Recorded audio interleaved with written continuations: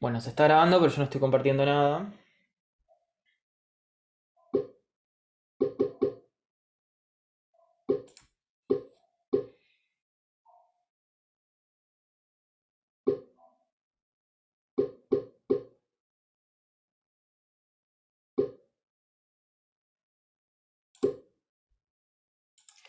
Bien, ahí está compartiendo. Si no se pueden unir, recuerden que pueden entrar en la página y poner el código este. Yo voy a ver el chat, por las dudas.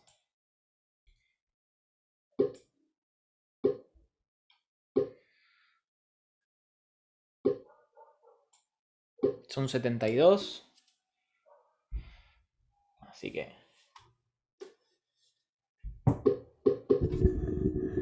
tema lista. Yo voy a tomar lista al principio de la clase. Después probablemente vamos a ver con cuántos terminamos. Ya me estuvieron mandando mails los que no podían asistir nunca por cuestiones de trabajo. Les pido que si esa es la razón que me avisen. Eh, Así que yo voy a tomar lista con captura de pantalla. Ahí las voy guardando. Y después probablemente después para las próximas clases uso un método un poco más ordenado para chequearlo.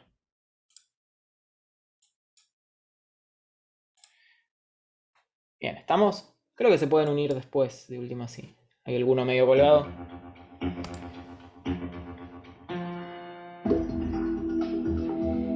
La pregunta dice, voy a apagar la música. La humanidad tiene los medios para hacer un viaje al centro de la Tierra, pero no se lo hace porque es muy caro y nadie quiere poner plata en eso. ¿Verdadero o falso?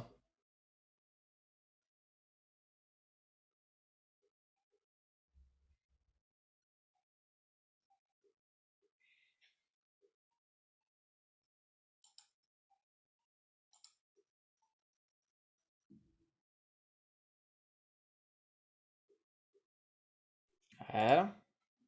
¿Qué hay que contestar, profe? Sí, obvio. ¿Pero ¿A dónde?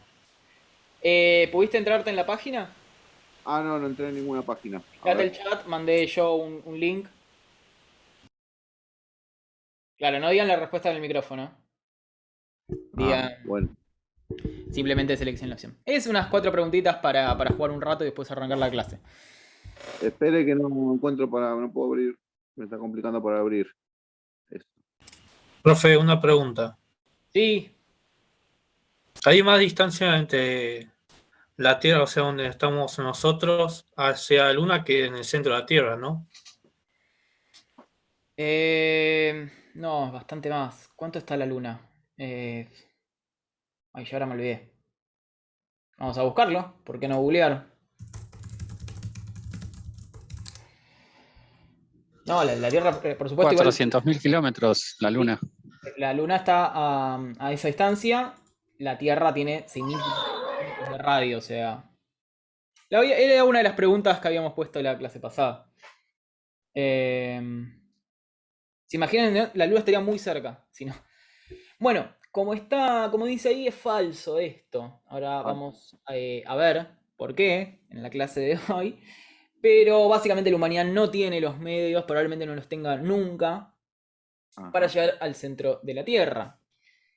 Además de haber mucha profundidad, el material, bueno, es bastante complicado y se No levanta se puede muchísimo. entrar. ¿Cómo? Como que es muy duro el material para penetrar.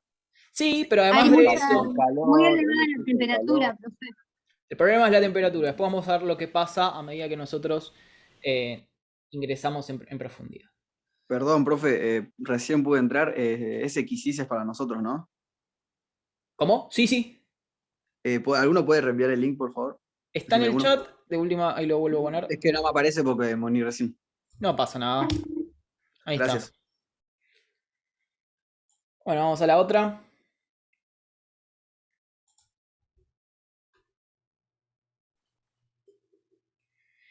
La Tierra tiene 6.371 kilómetros de radio y la máxima profundidad alcanzada en una perforación es de... Y están las opciones. El radio está para que tengan una idea, ¿no? De la profundidad máxima.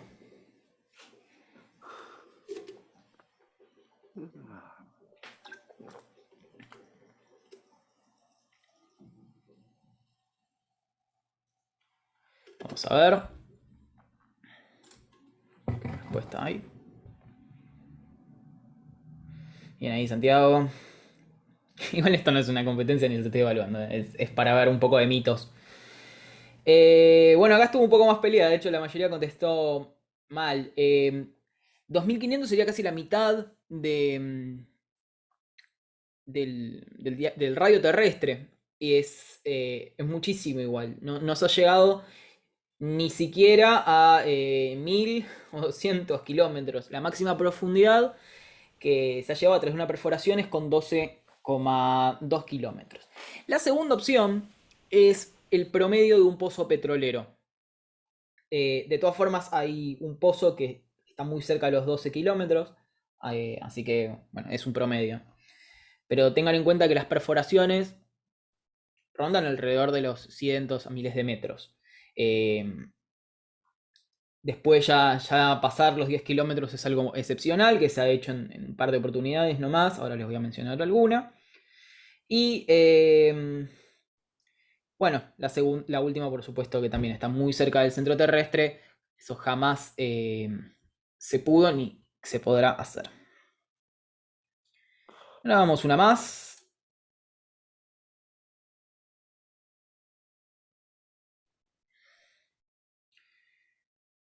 Estamos parados sobre la corteza terrestre. Esta es una capa de roca que está flotando en un mar de magma. El magma es roca fundida.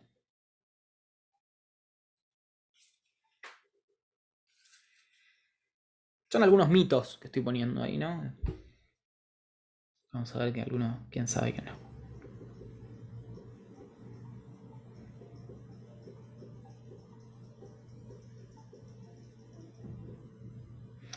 Vamos a ver.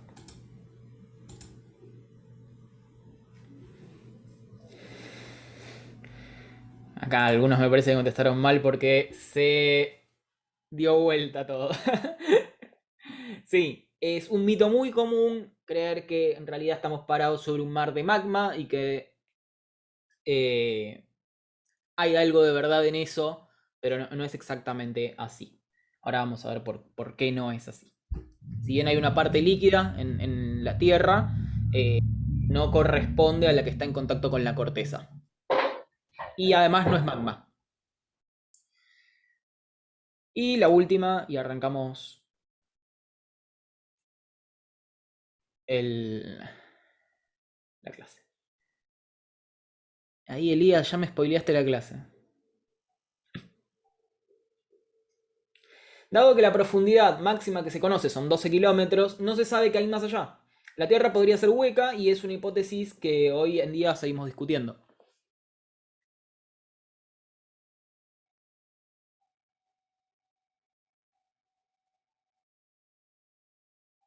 No me sé esa respuesta. A ver. Para mí la verdadera. Bueno, bien, Santiago contestó un montón. Exactamente falso. Y ahora vamos a ver cómo podemos saber cómo es la Tierra por dentro si en realidad llegamos nada más a los 12 kilómetros. ¿No? Es una gran pregunta, ¿no? De hecho, es algo que podríamos preguntarlo honestamente. ¿Por qué la Tierra no es hueca en realidad? Capaz que suena como una locura, pero bueno, tenemos herramientas para saber cómo es. Nosotros vamos a hacer un juego mental ahora en esta clase. Ahí voy a pasar la diapo. Uy, no. Ahí me spoileé una diapo. Acá estamos.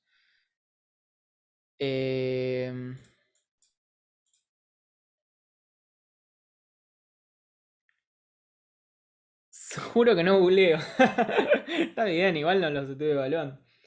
De hecho, para el parcial, que va a ser asincrónico y a libro abierto, ustedes van a poder googlear. El tema es que googleen con criterio. Hay un par de ejemplos acá, que si me acuerdo se los menciono, de mal googleadas, especialmente con imágenes.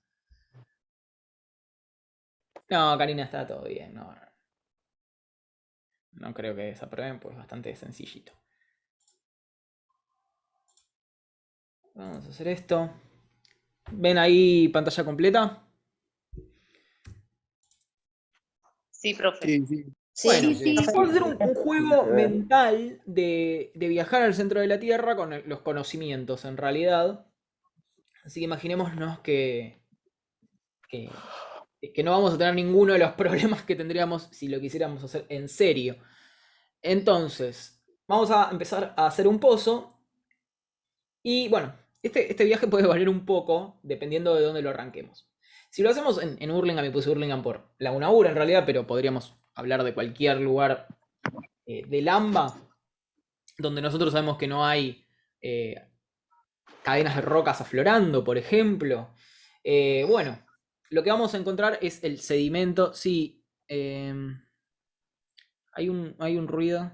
Esperen que no se enojen si los muteo. Cualquier cosa se desmutean ustedes después. Bien, en cualquier lugar de estos lo que vamos a encontrar, ¿qué es? Por favor, díganme qué encontramos. Tierra, sí, vamos a encontrar tierra, vamos a encontrar barro. Bien. En algunos casos, y alguno vio cómo se hacía un pozo de agua, los pozos de agua tienen decenas de metros, hasta 100 y pico capaz, van a ver que sale arena. Exacto. Sí, Ro- arena, tal. Exacto. Después más adelante vamos a ver por qué, pero en realidad vamos a encontrar sedimento. Todo este material desagregado, que en algún momento provino de rocas, se llama sedimento. Ahí Karina dice en el chat, rocas, todavía no, pero si pasamos por esa capa de sedimento, vamos a llegar a algunas rocas. Ahora, suponemos que... Llegas a agua. Bueno, sí, va a haber agua dentro del sedimento, ¿no? Vamos a encontrar sedimento, agua. En algunos casos vamos a encontrar rocas. Las primeras rocas probablemente no sean tan difíciles de romper, van a ser unas rocas sedimentarias, hasta que llegamos, en el caso de Hurlingham, más o menos a los 200 metros, donde vamos a chocarnos con una roca muy dura. Esa roca muy dura, que más adelante le vamos a poner, la vamos a clasificar y le vamos a poner un nombre, es una roca de tipo granito, la llamaremos basamento. El basamento básicamente son las primeras rocas duras que nos vamos a encontrar. En todos lados vamos a encontrar un basamento. En algunos casos va a estar muy cerca de la superficie, incluso no vamos a tener esta capa de sedimentos. Por ejemplo, si uno se va a partes de las sierras de Córdoba y camina por ciertos bloques de granito, en realidad ahí no va a haber mucha capa sedimentaria y va a tener estas rocas de basamento muy cerca. Todas estas pequeñas capitas de sedimento y rocas, en realidad lo vamos a ver recién en la unidad 6, pero es apenas una lámina muy finita que cubre a veces lugares de la Tierra y en otros lados no, ¿no? Como les digo, en algunos lados no tenemos esta capa sedimentaria. En el mar, por ejemplo, también pasa lo mismo. Una vez que llegamos al fondo del mar, dependiendo de dónde estemos, si estamos en la plataforma o en la llanura abisal o en alguna trinchera, vamos a tener una capa sedimentaria de cientos de metros, si hay una cuenca, o milímetros. Pero en cualquier caso vamos a llegar a una roca dura. Y esta roca dura nos estaría marcando la corteza terrestre. Como lo dice el nombre, es como la cáscara de la Tierra. Pero sepan que en realidad también tenemos el sedimento por encima. Pero el sedimento apenas es muy finito. Entonces, bien, esta capa, que es, como les digo, generalmente son rocas cristalinas, duras. Después lo van a ver con Ernesto en la unidad 4, pero son rocas de tipo ígneas, rocas de tipo metamórficas, que cuestan bastante romper, así que acá si estamos con nuestro aparato imaginario nos va a costar un poco más hacer la perforación. Tiene diferentes espesores, dependiendo de dónde estemos. Por ejemplo, en algunos lugares de la Tierra, vamos a hacer, por ejemplo, lo que es el altiplano y la puna, tenemos hasta 70 kilómetros de espesor de esta corteza, de este basamento. Lo mismo en el Tíbet, en lugares como... ahí no me salen acá cómo se llaman estas, las rocallosas. lugares como Groenlandia, partes de Antártida. Mientras que en otros lugares, como el océano, la corteza es bastante más delgada, alrededor de los 7 a 10 kilómetros. Así que si queremos llegar al fondo terrestre, en realidad el pozo lo deberíamos haber empezado en el mar. Va a ser complicado, pero ahí es donde vamos a tener que perforar menos corteza.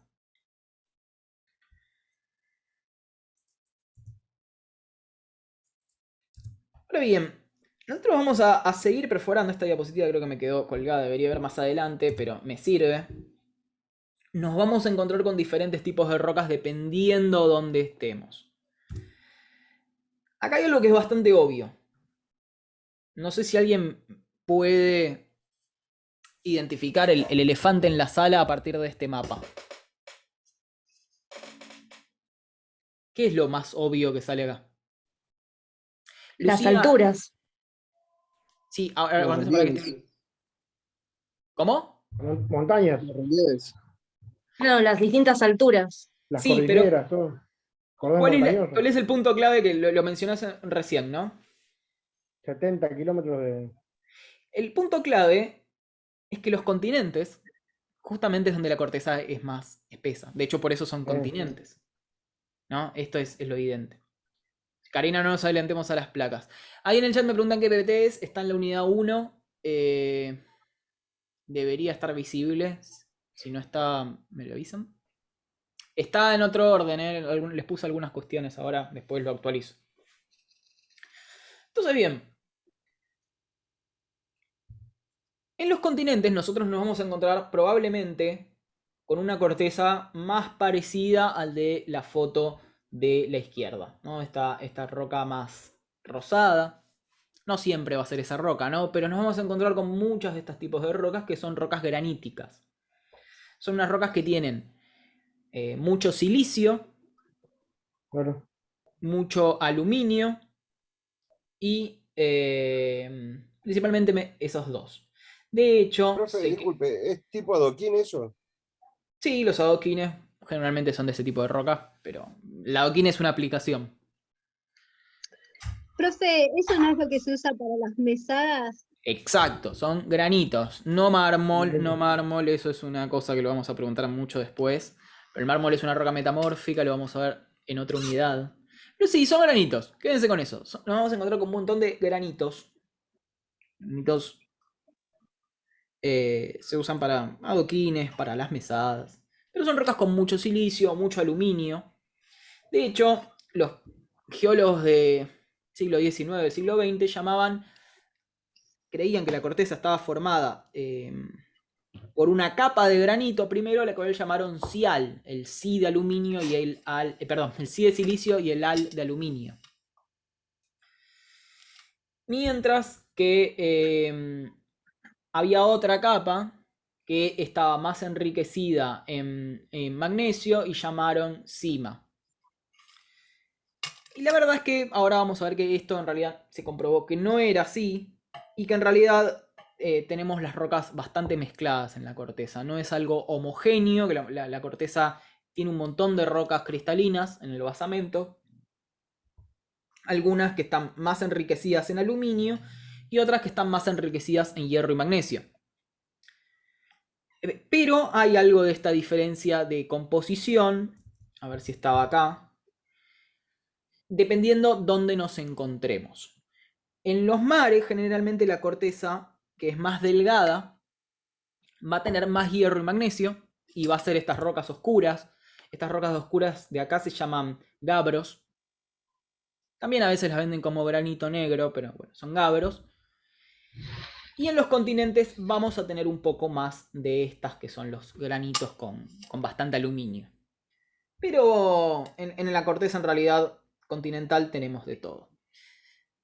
Bueno, ahí lo dije. Lo que quería llegar con esto es que tenemos una corteza que es continental, que justamente es la que forma los continentes, que es mucho más espesa, más gruesa, de hasta 70 kilómetros, y una corteza oceánica, que es más delgada, y además tiene rocas con más hierro y magnesio.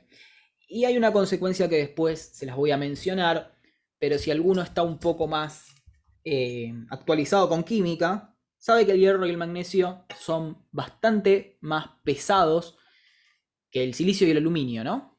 Si quieren pueden ver una tabla periódica, van a ver que el átomo de hierro y el del magnesio son bastante más grandotes. Sí, Bueno. son de dos periodos diferentes. Entonces, si yo les digo que una tiene más silicio y aluminio y la otra tiene más hierro y magnesio, ¿cuál va a ser más pesada, más densa? Y la del hierro y magnesio. Sí, muy importante. Esa diferencia de peso, de densidad, van a ver que controla el mundo. Es básicamente la principal razón por la cual la Tierra es así. Bueno, entonces, en nuestro viaje al centro de la Tierra, los primeros que nos vamos a encontrar son con estas rocas cristalinas, que generalmente están abajo de otras rocas formadas por sedimento, incluso sedimento desagregado, con agua y un montón de otras cuestiones. Nos vamos a encontrar con una buena cantidad de kilómetros, entre 10 si estamos en el mar, hasta 70 si estamos en los continentes. Y va a pasar algo también, que es que la temperatura va a aumentar mucho. Más adelante vamos a hablar cuánto. A ver si tengo... No me acuerdo si estaba la diapositiva con eso. Pero... se me spoilea la diapositiva con el Sí, pozo. está igual. Por el aumento de presión, ¿no, profesor? ¿Cómo? Por el aumento de presión. La presión aumenta un montón, pero además aumenta la temperatura. Claro. La temperatura aumenta al punto de que no vamos a poder seguir perforando luego de los 12 kilómetros. O sea, hay una cuestión física, al menos con los materiales que conocemos hoy en día, de que no vamos a poder perforar más de 12 kilómetros en la corteza continental. Y ahora sí, esta Claro, diapositiva. porque derretiría todo lo que ponemos. Exacto. Profe, consulta. La fosa de las Marianas también es un punto muy profundo. ¿Nunca se experimentó desde ahí empezar la perforación? Mirá, pasa lo El siguiente. foso de Colón es lo mismo que el foso de las Marianas, si no me recuerdo. Te perdí ahí lo que dijiste, Elías. Mirá, la fosa de las Marianas es... No pidan perdón, pasa que yo no los escuché, se cortó. Es una trinchera que tiene más o menos 11 kilómetros de profundidad. O sea, es el punto más profundo desde la superficie que uno puede llegar, digamos, sin hacer un pozo. Es tan difícil que no se ha llegado con submarinos robot. Creo que ahora hubo una expedición de alguien que se metió con un submarino hasta cierto punto, pero en realidad es muy difícil llegar. Bueno, justamente por la presión, porque la presión en los océanos es bastante más alta que si lo hiciéramos en aire. Y bueno, ahí tenés un problema técnico de por qué no se hace, pero sí es cierto que podríamos perforar la corteza, o sea, podríamos llegar hasta el manto terrestre, y ahí me adelanté a lo que viene después, pero podríamos perforar la corteza más fácilmente en el océano que en el continente. Claro. Y no se hizo. Pero es una idea, hay una iniciativa, que ahora no me acuerdo cómo se llama, Deep Sea, no sé cuánto, de una iniciativa científica a hacer ese tipo de perforaciones. Profe, pero si se perfora el agua, ¿no se va para abajo el agua? Y sí, supongo que tendrán alguna herramienta de vacío. Es verdad, porque es verdad. Por algún lado se va, ¿no? Se va dentro del pozo. Los pozos petroleros se hacen en plataforma. Claro. Bueno, nosotros tenemos acá... Con bomba. Ahí me dicen, esperen que termino con esto. Nosotros tenemos acá el famoso récord, que tiene un nombre gracioso en castellano, pero en realidad es un pozo que se hizo en la Unión Soviética, en lo que ahora es Rusia. Y tuvo estos problemas de que la temperatura era tan alta que terminaba básicamente rompiendo los equipos y, bueno, la Unión Soviética no estaba en condiciones económicas buenas en ese momento y recorte, hasta ahí llegaron. Llegaron a los 12.226 metros, 12 kilómetros, y ese es el récord que se tiene. Hay un pozo petrolero que está más o menos por ahí, así que tenés ese mismo problema en todos lados. Quizás más adelante se pueda descubrir algún material o alguna técnica o algún lugar incluso donde nos permita superar ese récord. Pero vamos a ver que estamos apenas en los primeros kilómetros de la Tierra, en realidad. Y esto no se lo quería poner antes, pero es básicamente un esquema de cómo es la estructura interna de la Tierra. Y ahí fíjense, esto estaría a escala, por así decirlo. En realidad el que está a escala es el de acá, porque el de acá tiene las montañas como más elevadas, no está a escala este. El de arriba sí. Fíjense que la corteza es una capa muy, muy finita. Es una piel de la Tierra. Incluso en las partes donde es un poco más espesa, ¿no? En lo que es la corteza continental, que llega hasta 70 kilómetros, es muy delgada comparado con el espesor terrestre. Pero acá tenemos dos cortes. Y esta es una parte difícil de entender, así que disculpen si los aburro, pero debo comentárselos. Hay dos formas de ver la estructura interna de la Tierra. Hay una forma que es mediante sus rocas y sus minerales, que eso lo vamos a llamar modelo estático o químico. Y hay una forma basada en el comportamiento de los materiales, que lo vamos a llamar modelo dinámico. ¿Por qué uno es estático y el otro es dinámico? Porque generalmente el dinámico, estos límites que tiene, varían mucho más. Varían dependiendo del lugar, varían con el tiempo. Es un límite que no está marcado tanto por la composición de sus rocas, sino por cómo se comportan. Entonces va a estar ligado bastante a la temperatura también. En sí se parecen, pero tienen distintos nombres. Por ejemplo, la corteza, en el modelo dinámico lo llamamos litosfera. Lito es un prefijo que básicamente significa roca o piedra. Y no miden exactamente lo mismo. La litósfera es mucho más espesa, llega hasta los 100 kilómetros y abarca una partecita del manto en el modelo estático. Quizás hayan escuchado hablar de esta palabra, manto terrestre. Que bueno, tiene varias partes, ¿no? Manto superior, manto inferior. Pero acá estamos en otras rocas, que ahora se las voy a contar cuáles son. Mientras que en el modelo dinámico ese manto en realidad lo dividimos en astenósfera. Mesósfera no se usa mucho, pero está. Y básicamente lo que es el núcleo de la Tierra tiene dos partes, un núcleo externo y un núcleo interno. Esto se llama exactamente igual en los dos modelos y coinciden los límites. Como ven, ahí está los 2.900 kilómetros, está el núcleo de la Tierra. Bueno, nosotros en nuestro viaje imaginario nos quedamos básicamente a los 12 kilómetros, porque más no podíamos perforar. Incluso ni siquiera llegamos a 12 kilómetros en el mar, lo hicimos en el continente, así que nos hubiéramos quedado a mitad o menos de la corteza.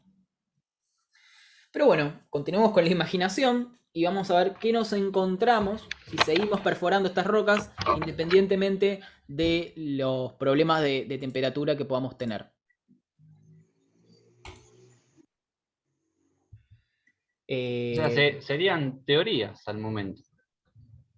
Ahí. Son teorías, pero las teorías no significa que sean hipótesis.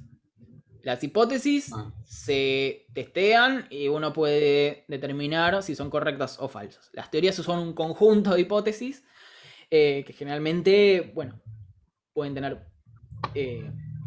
ciertas partes en discusión y ciertas partes más aceptadas.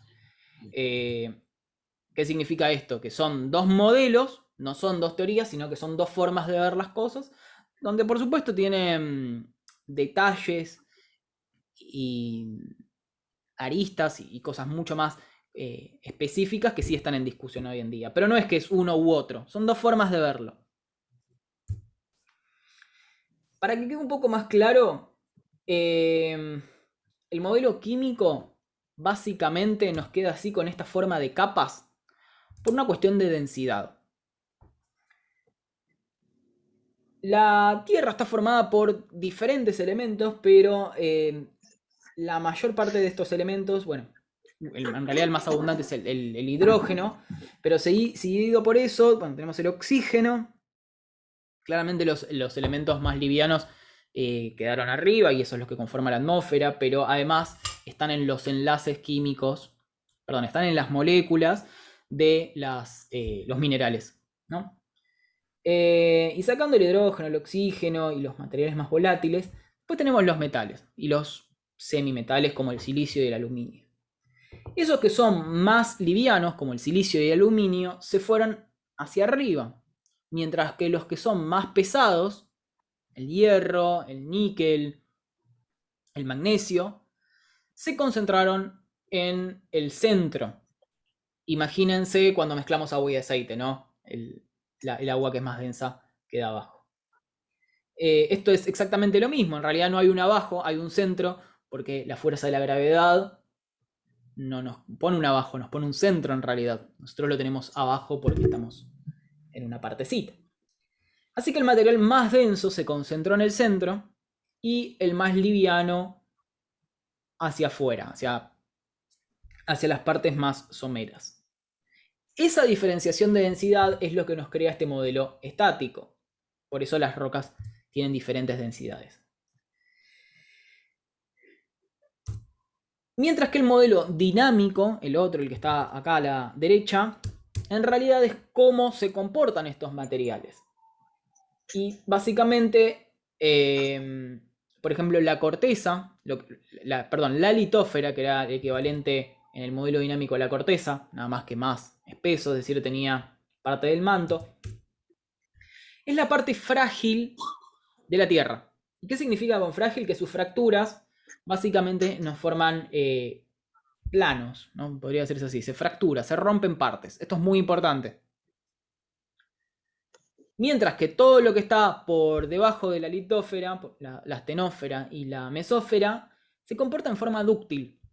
Y acá tenemos una fractura dúctil, ¿no? Van a ver que el material se deforma como un plástico, como una plastilina. Y como les decía, el modelo dinámico es dinámico porque varía. ¿Con qué varía? Con la temperatura. Fíjense como el acero a diferentes temperaturas. Esto lo deben tener clarísimo los que estudian metalurgia y probablemente estén como una mano en la cabeza diciendo, miren las pavadas que está diciendo. Pero el acero a diferentes temperaturas se comporta distinto. Bueno, en las rocas pasa lo mismo. Voy a leer un poco el chat. Si no llegamos a perforar más de 12 kilómetros, ¿cómo se sabe que la estructura es así? Ahí te cuento, Karina. Pero se sabe. Estaba justo después de esto. Si lo quería hacer no me salía. Bueno, vamos a explicar esto. Esto es un poquito difícil, pero vamos a tratar de explicarlo fácil. Nosotros en nuestro viaje al centro de la Tierra, en un momento tenemos la mala suerte de que ocurre un sismo. ¿Y qué significa que ocurra un sismo? Básicamente, algunas de estas fracturas que ocurrían en la parte más superficial de la corteza, ¿no? En donde se fractura, tiene estas fracturas frágiles, se mueve. Eso se llaman fallas. Ocurre. Son planos de ruptura de las rocas, donde por algunos esfuerzos o descompresiones se desplazan. Cuando se desplazan, generalmente tienen una energía acumulada, así que esa energía se libera y se libera en forma de ondas, ¿no? Cuando uno golpea, imagínense que golpean una pileta, bueno, vieron que la pileta se va a formar olas. Bueno, son ondas que están transmitiendo la energía que nosotros dimos con ese golpe. Con los sismos pasa lo mismo. Estas ondas se van a mover en forma radial, algunas van a llegar a la superficie, se van a transmitir en diferentes ondas que van a ser las que causen la destrucción en los sismos, pero otras se van a transmitir hacia el interior del planeta. Y esto es clave, porque estas ondas van a viajar, dependiendo de la energía del sismo, muchísimos kilómetros. Obviamente, alguien del otro lado del globo, por más que ocurra un sismo extremadamente fuerte, por ejemplo de magnitud 8 o 9, como los históricos de récord, como el de Valdivia, alguien del otro lado del globo no lo va a sentir. Sin embargo, sí lo va a sentir aparatos especiales que se llaman sismógrafos. Estos aparatos especiales básicamente son un resorte con una aguja, o varios resortes dispuestos de diferentes maneras, y que ante leves perturbaciones, leves vibraciones, se mueven de determinada manera y nos hacen un dibujo de la onda. Así que voy a mostrárselos con YouTube.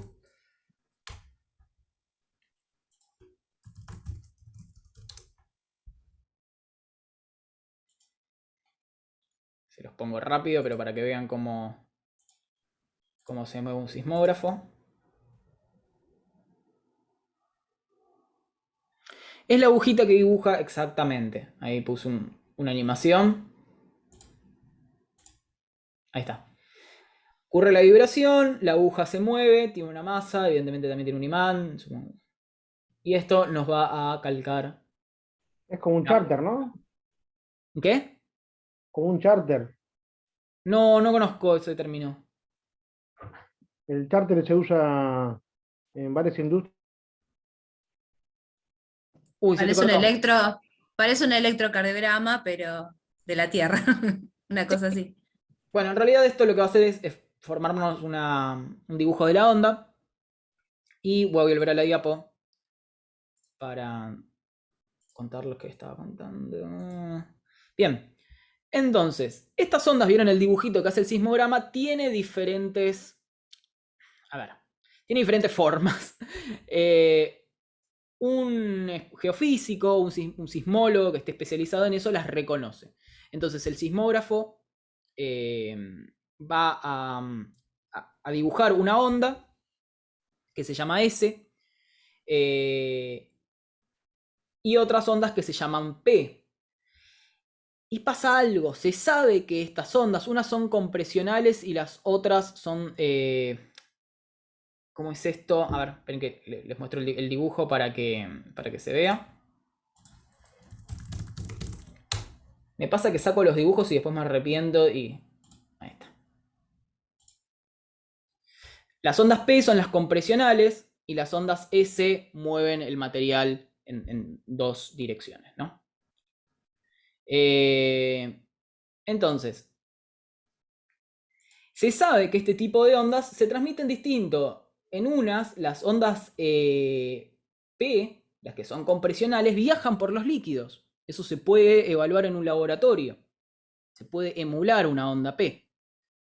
Mientras que las ondas S, que son estas tangenciales, no desplazan los líquidos. Los líquidos no se pueden mover así. Bárbaro. Entonces, un sismógrafo del otro lado, de donde ocurrió el sismo, va a detectar, depende de dónde esté, ¿no? Va a detectar varias cosas. Si está del otro lado del planeta, solamente va a recibir la onda P. Si está a mitad de latitud, ¿no? Va a recibir las dos ondas, la S y la P, de ahí hasta el foco, ¿no? Pero después en el medio hay varios sismógrafos, porque esto se necesita tener una red de sismógrafos. Hay algunos sismógrafos que solo van a detectar la P. Y esto es evidencia de una cosa. Che, hay un líquido en el medio de la Tierra que hace que las ondas S no viajen, que se corten, que las interrumpa, porque recuerden, las ondas S no viajaban por líquidos, se sabía. Entonces dice, tengo ondas S hasta acá, después no las tengo más y acá los sismógrafos las vuelven a detectar. Obviamente, con un sismo no alcanzaba para decirnos nada, pero ocurren sismos todo el tiempo y los sismógrafos los detectan. Entonces, al hacer esto se dieron cuenta que evidentemente hay algo en la Tierra que es líquido. Después, uno con la velocidad de las ondas, eso se puede triangular, viendo básicamente cuánto tardan en llegar las ondas a los diferentes sismógrafos, pudieron calcular la profundidad de este líquido. Y vieron que estaba más o menos a 2500 kilómetros. ¿Qué nos dice esto? Que el núcleo terrestre es líquido. Loquísimo, ¿no? Bueno, esa es la respuesta. Roca fundida. Sí, ahora vamos a ver. Acá hay más incertidumbre sobre cómo está formado el núcleo. Sabemos que es líquido. Se sabe que es líquido. Pero hay varias discusiones sobre el material. Y acá sí nos encontramos más en un campo de hipótesis, que estamos bastante seguros que es así, pero no estamos 100% seguros, ¿no? Y no me voy a adelantar a eso, lo voy a contar un poco al final. Profe, una pregunta, sí, perdón. ¿El radio era de 6.000 y pico? el radio es de 6.370. O sea, por haber encontrado agua a 2.500 kilómetros ya se presupone que todo lo que sigue es agua, porque quedan ¿Cómo? como 3.000. Claro, si encontraron, digamos, esto de que el núcleo es líquido, pero si a 2.500 kilómetros encontraron el agua, hasta llegar a los 6.000 kilómetros quedan 3.500 kilómetros, ¿por qué se sigue presuponiendo que es agua? No es agua, no es agua, es líquido. ¿Qué es líquido? No Perdón. todo lo líquido es agua, eso es muy Sí, importante. sí. No, Claro, debería ser roca líquida. ahora vamos a ver si es roca o es otra cosa, pero sí, es un material que no es agua, es líquido. Respecto a tu pregunta, no sé si lo entendí. ¿Cómo se sabe que lo que viene después de los 2.500 kilómetros es líquido? Claro, porque quedarían como 3.000 kilómetros hasta el centro de la Tierra. O hay algo que entendí mal. Excelente pregunta. De hecho, si ustedes vieran el dibujo, en realidad el dibujo no lo dice. Si alguno lee inglés, esto dice solamente núcleo externo y núcleo líquido. Perdón, núcleo interno. Núcleo interno y núcleo externo. Ahora vamos a ver que en realidad, y está muy buena tu pregunta, es muy probable que el núcleo interno no sea líquido, esté sólido. Entonces es muy buena la pregunta que hizo, porque es cierto, yo tengo una sombra de ondas S que me dicen que hay algo líquido, pero yo después del líquido no sé si hay un sólido.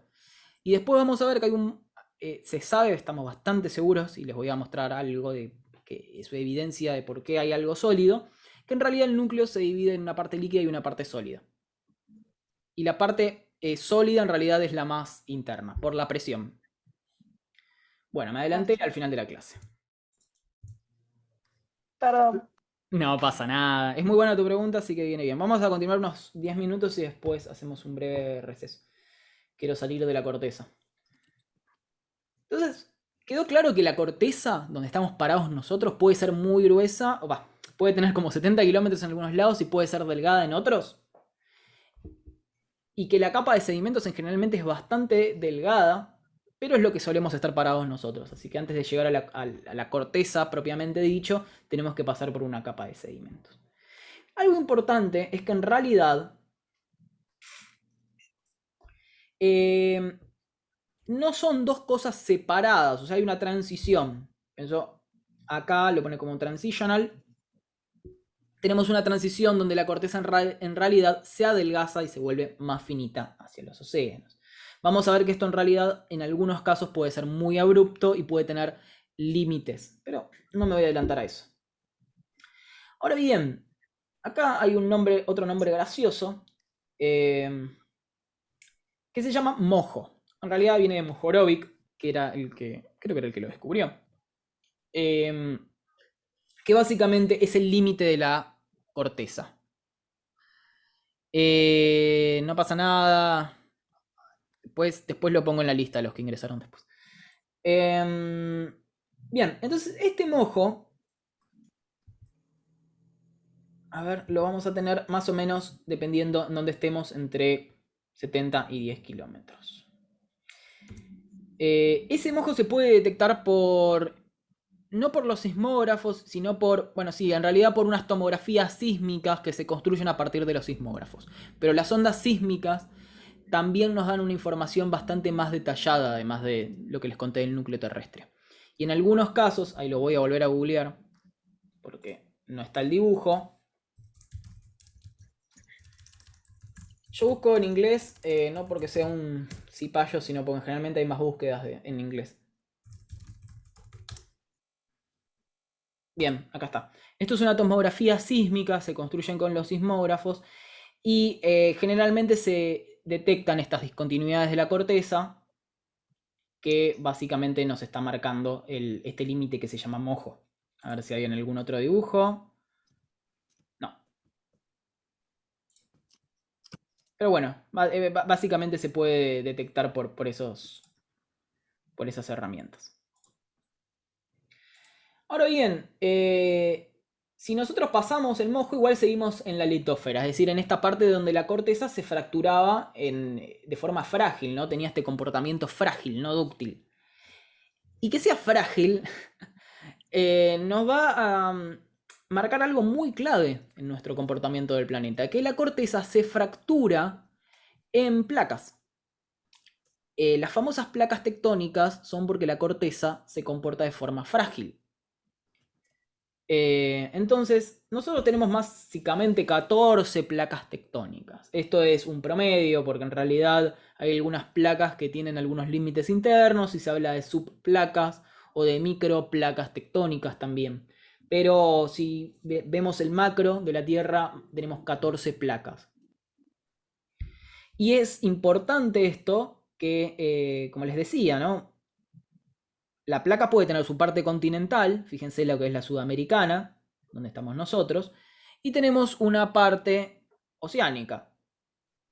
Algunas placas son puramente oceánicas, como la de Nazca o la de Scotia. No, la de Scotia no. La de Nazca, con algunas islas, por supuesto. La del Pacífico. Mientras que otras tienen una parte continental, donde vimos que es más gruesa la corteza, y otra parte que se adelgaza y es corteza oceánica. Y en estas flechitas, presten atención a este mapa que lo voy a tomar en el parcial, en serio. En estas flechitas nos dicen cómo se mueven las placas tectónicas. No se lo tienen que acordar de memoria, lo que digo es que lo entiendan qué significa este mapa. Nos dicen cómo se mueven. Y ahora les voy a contar por qué se mueven, ¿no? Porque tranquilamente la Tierra podría tener placas fracturadas, pero no moverse. Pero bueno, se van a mover. Y en algunos lados, cuando se mueven, van a chocar, que se llaman límites convergentes, y en otros lados se van a separar, que se llaman límites divergentes.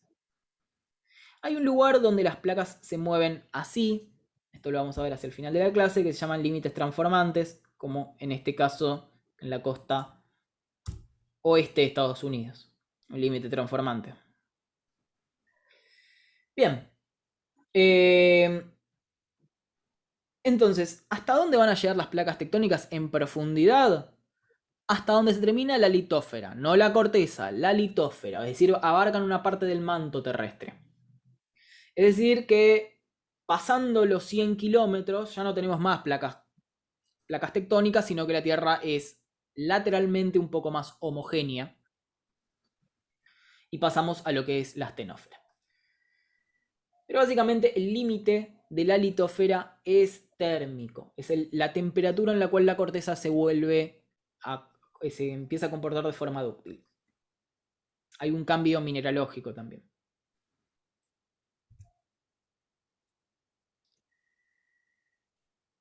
Esto quizás me adelanto un poco, se los voy a comentar por arriba, pero al mismo tiempo la litósfera, al estar en movimiento, en algunos lados se va a construir y en otros lados se va a destruir. Entonces, en los lugares que se está construyendo, se está generando nueva litósfera, va a ser nueva, va a ser reciente. Recuerden que estamos hablando de millones de años, igual en tiempo geológico. Y en algunos casos van a ver que la corteza oceánica se está creando y es relativamente reciente, mientras que en otros casos es bastante vieja, pero no pasa de los 200 y pico de millones de años, ¿no? Lo más viejo es acá donde está el Mediterráneo, porque es un mar que se cerró. Este era un mar mucho más grande, era un océano, que ahora se cerró y formó un mar semicerrado, que es el Mediterráneo. Pero en general esta es una excepción, no pasa de los 240 millones de años, 200 millones de años.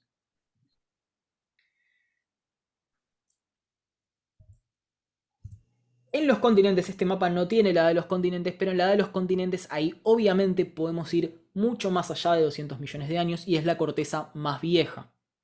No significa que no haya corteza continental menor a 200 millones de años, lo hay.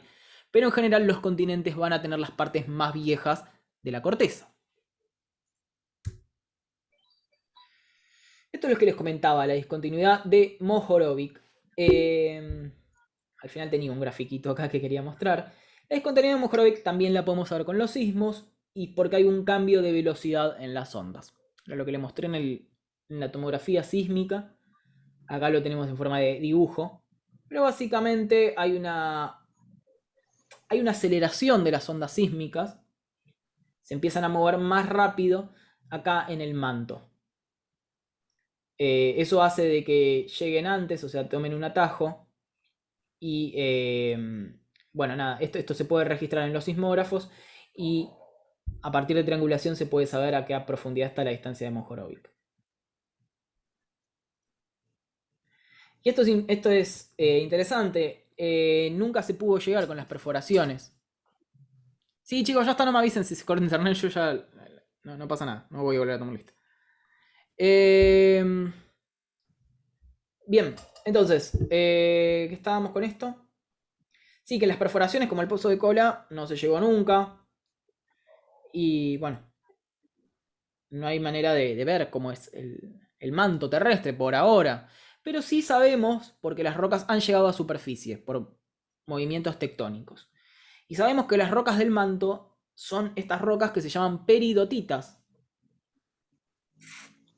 Y se llaman peridotitas porque está formada por un mineral que se llama peridoto u olivina, que es verde. Acá puse una variedad que es hermoso, en general no es muy lindo. La peridotita es básicamente la roca que va a formar el manto. ¿Y se acuerdan la primera pregunta que les hice en el quizzes? Que era si estábamos flotando en un mar de magma. Bueno, en realidad, ¿por qué sale ese mito? O ese mal dato. Los libros de colegio, y incluso los diagramas universitarios, pintan esto de naranja. ¿No? Lo que es el manto lo pintan de naranja. Entonces nosotros creemos que en general tiende a indicar que está más caliente, pero que asociamos el naranja con algo fundido, con algo derretido. Entonces, por alguna razón, todo el mundo cree que todo esto es líquido. Pero en realidad, como vimos antes en el dibujo, en el esquema de las ondas S, esta parte es sólida. Viajan las ondas S y las ondas P. Son rocas. Si nosotros tuviésemos que hacerle un corte a la Tierra, además de que se moriría absolutamente todo el mundo, pero si algo partiese la Tierra a la mitad, lo que veríamos es rocas verdes. Estas rocas que están acá. Verdes, marrones, negras.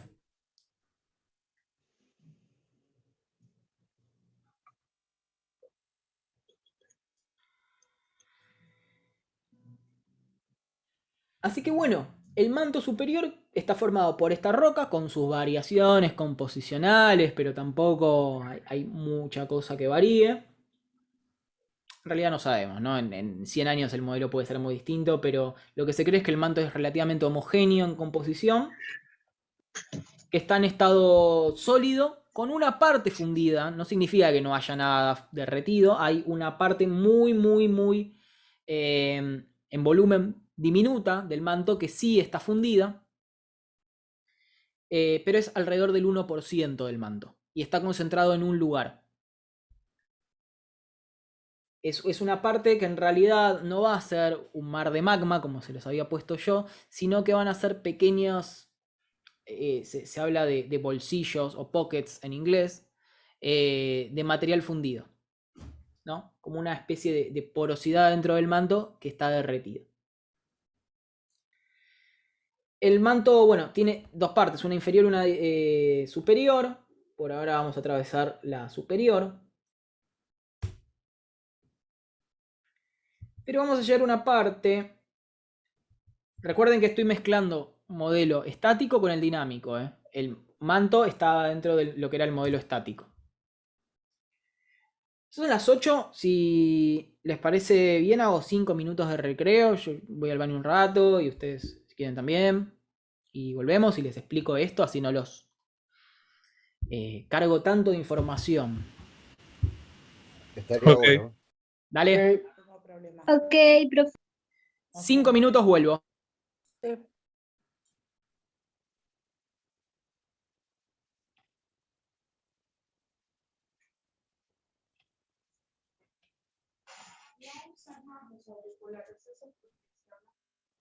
Ah, bueno.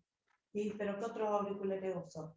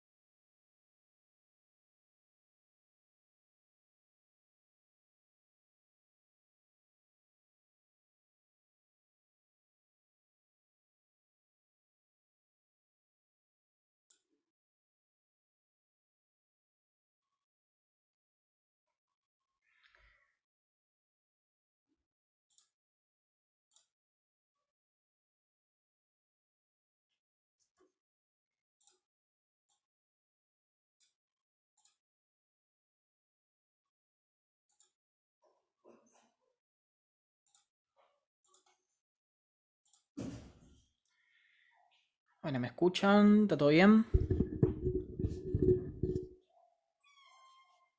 Sí, sí, está bien. Te escucho. Sí, profe. Los Escucha. Sí, profe. pero si tienen... Ay, hay un mosquito. Si tienen alguna pregunta para continuar.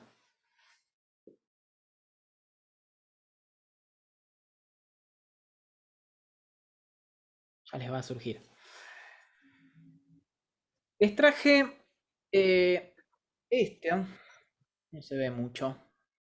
A ver si llega a ver ahí. En el color. ¿Qué podrá hacer? Es la misma roca que les había mostrado. La roca que me mostró la verde de la imagen. Se me cayó el micrófono. ¿Qué es amarillo, profe? Verde. ¿Es un olivino? Exactamente. Es un agregado de olivina, son un montón de cristalitos. Dentro tuvo una roca negra, y esa es la forma en la cual nosotros sabemos la composición del manto. Esto, como ven, ven que tiene una roca negra, una roca volcánica, y olivina acá como metido en el medio. Estos fragmentos se llaman cenolitos. Obviamente significa ventanas, ¿no? Rocas. En realidad cenolito es seno de extraño, lito de roca, roca extraña, roca desubicada. Pero también se lo llama ventanas. ¿Se escucha mal o solo yo escucho mal? Uy, no sé por qué se me soltó el micrófono, espero que no se haya... No, solo vos se escucha mal. Se escucha bien. Sí, se escucha bien. Menos mal. Se escucha bien. Entonces, estos fragmentos de rocas en realidad están en el manto, pero en las erupciones volcánicas, en algunas erupciones volcánicas, se arrastran del manto y llegan a la superficie. Por eso nosotros podemos conocer cómo es la composición del manto.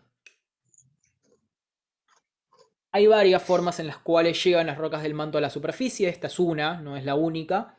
Pero sin duda es una de las más vistosas, porque nos trae como el material bastante virgen, ¿no? Sin romperlo. Eso es muy lindo. Bueno, yo acá estaba mezclando el modelo estático con el dinámico. Vimos que en realidad la corteza, en el modelo dinámico se llamaba litósfera, y que después de la corteza estaba el manto, dividido por algo que se llamaba discontinuidad de Mohorovic, pero que esa partecita del manto igual estaba dentro de la litósfera, que era la región del modelo dinámico en la cual la Tierra se comportaba de forma frágil. Es complicado, pero bueno, léanlo. Y cualquier cosa me preguntan. Básicamente son dos formas de ver cómo es la composición de la Tierra, la estructura de la Tierra. Siguiendo con el modelo dinámico, siguiendo con el modelo estático, estamos en el manto. Una vez que pasamos la litósfera, empezamos a estar en la parte de la Tierra que se empieza a comportar de forma plástica, de forma dúctil. Y eso lo vamos a llamar astenósfera. Entonces, la astenósfera tiene una parte fundida, como les comentaba, que es entre el 0,1 y el 1%. Esta es la parte del manto que sí está fundida. Esa parte que está fundida le permite a la litósfera, que es frágil, desplazarse sobre la astenósfera. Como si fuese un patín, ¿no? Como si fuese en realidad que tiramos detergente, baldeamos con detergente y nos patinamos por encima. ¿Se entiende un poco por qué se desplaza la litósfera sobre la astenósfera? Pero no es que está flotando. No es que está flotando las placas tectónicas en un mar de magma. En realidad es que se desplazan una roca sobre otra. Y la pequeña capa que le produce ese patinaje, en realidad es roca sólida que tiene una fracción fundida. Esa fracción fundida le otorga mayor plasticidad y hace que la litósfera se desplace por encima. Y el límite... ¿Sí? ¿Alguna pregunta? Esos movimientos que se producen son los que a futuro producen las erupciones volcánicas. Buena pregunta. Sí. A ver, a grandes rasgos sí. Ahí tenemos un dibujo que sí, pero es una consecuencia posterior del movimiento. Y hay varios tipos de movimientos que causan la erupción. En realidad la erupción va a ser como el último eslabón de una larga cadena. Pero sí, a priori sí. Este ítem está bueno, ¿no? El límite de la astenósfera en realidad está dado por la temperatura. Entonces, en algunos casos la astenósfera se puede mover un poco hacia arriba o un poco hacia abajo dependiendo de cómo varíe la temperatura en el interior. Como dice acá, en algunos lados está bastante más cerca de la superficie y en otros lados está bastante más profunda. Donde la corteza es más fría, está más profunda. A diferencia de lo que hablábamos del manto y la corteza, que eran regiones de espesor más bien fijos, que no se mueven. En realidad sí se mueven, pero están bastante fijos. Esto en realidad cambia con el tiempo y está dado por la temperatura.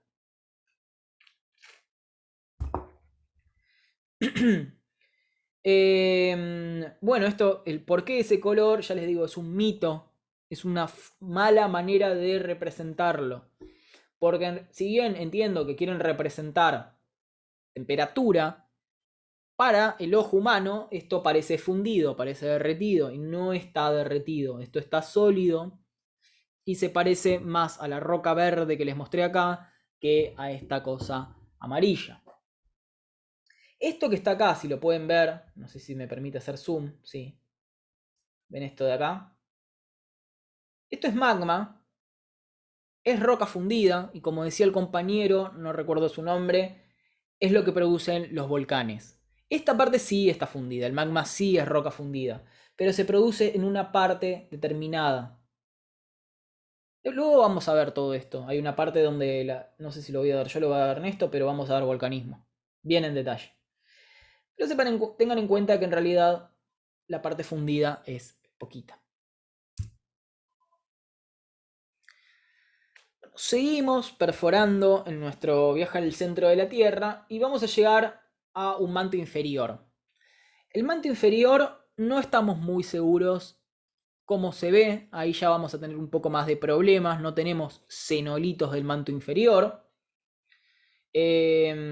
O sí, pero en fracciones muy microscópicas, no tenemos algo que podamos ver a simple vista. Y lo que el modelo propuesto es que en realidad hay un cambio de la olivina a otro mineral de estructura perovskita, que no son nada comunes en la corteza terrestre. Por eso acá las fotos que les estoy poniendo no son muy buenas, pero es lo que hay.